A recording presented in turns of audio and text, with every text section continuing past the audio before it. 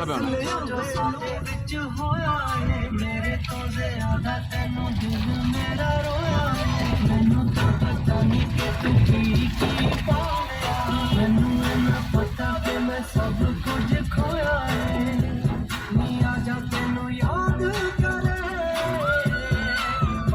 ਉਹ ਬੋਤਲਾਂ ਠੰਡੀ ਹੋਣੇ ਰੱਖੀਆਂ ਨੇ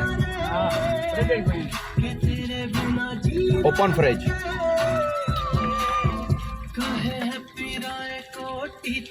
ਫ੍ਰਿਜ ਵੇਖੋ ਹੈ ਫ੍ਰਿਜ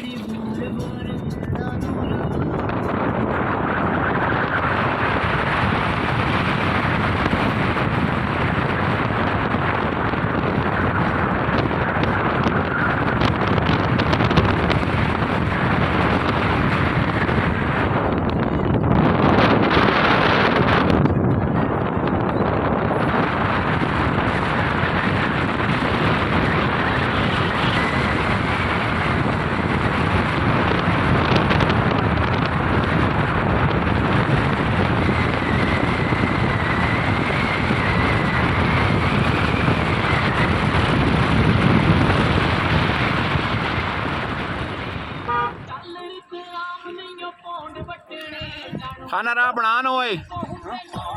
राह तो बनाना पे वो मेरा बेगाम हो पे वो नारान है ना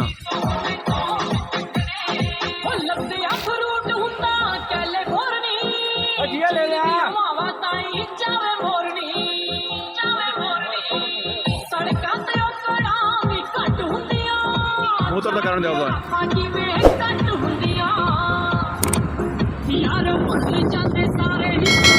हटाओ बोलो